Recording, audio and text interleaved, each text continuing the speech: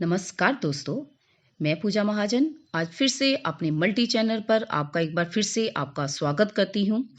आज मैं आपके सामने धनतेरस जो कि दीपावली के 2 दिन पहले मनाया जाता है और ये त्योहार क्यों मनाया जाता है और इसके पीछे क्या इसकी मान्यता है और इस दिन क्या शुभ माना जाता है और क्या अशुभ माना जाता है।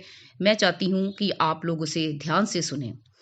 और ये 5 दिवसीय त्योहार जो हमारा दीपावली है, इसकी शुरुआत हमारी जिससे शुरू होती है वह है धनतेरस। धनतेरस धनतेरस की सबसे पहले तो सभी को मेरी तरफ से हार्दिक शुभकामनाएं। दीप जले तो रोशन आपका जहान हो, दीप जले तो रोशन आपका जहान हो, पूरा आपका हर कर मान हो।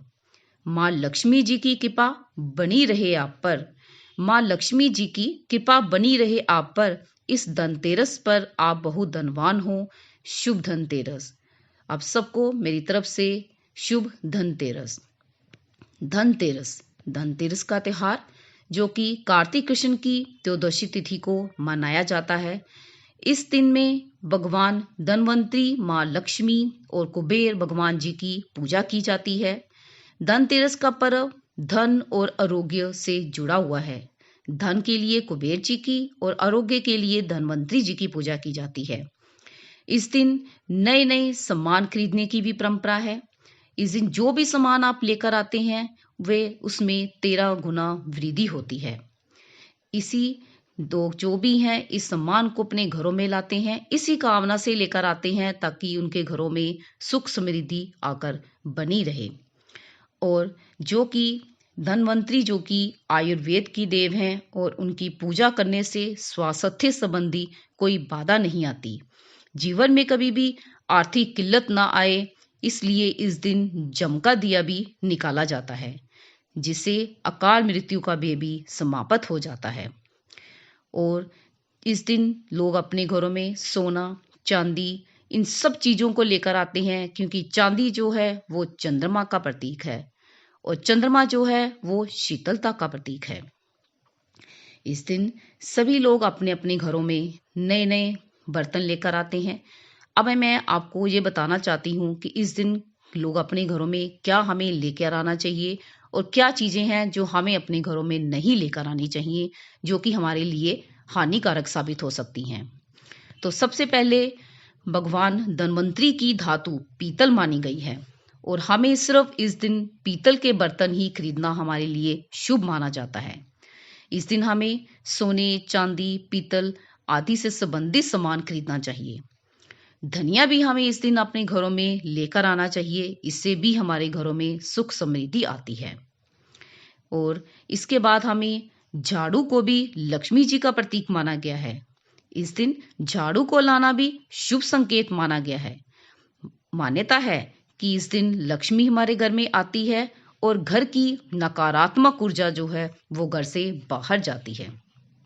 इस दिन हमें नकली मूर्तियों की पूजा नहीं करनी चाहिए, बल्कि हमें अपने स्वास्तिक और ओम जैसे प्रतीकों को भी कुमकुम या हल्दी या किसी भी शुभ चीज से बनाना चाहिए।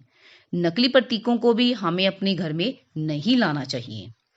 और हमें अपने घर में नहीं लाना चाहिए, एक तो मेन चीज होती है, एक मेन हमारा चीज है लोहा खरीदना। लोहा खरीदना इस दिन शुभ नहीं माना जाता। अल्मीनियम की चीजें भी हमें इस दिन नहीं खरीदनी चाहिए और आ, नुकीली चीजें तो हमें बिल्कुल भी इस दिन उनका सेवन नहीं करना चाहिए। और इस दिन हमें शीशा जिसका संबंध राहु ग्रह से माना जाता है, उनसे संबंधित चीजों को भी हमें इस दिन नहीं खरीदना चाहिए। ये सब चीजें हैं जो मैं आपको बताना जरूरी समझती हूँ कि हमें इस दिन क्या अपने घरों में लाना चाहिए और कौन सी चीजों का हमें अपने घरों में सेवन नहीं करना चाहिए। तो इसे आप ध्यान से सुनिएगा और जिससे कि आप अपनी धनतेरस को शुभ बना सकें और अपने परिवार में खुशी और समृद्धि ला सकें। ये मेरी धनतेरस से संबंधित हमारी मान्यता थी जो मैंने आपको आपके तक पहुंचाने का जिम्मा उठाया।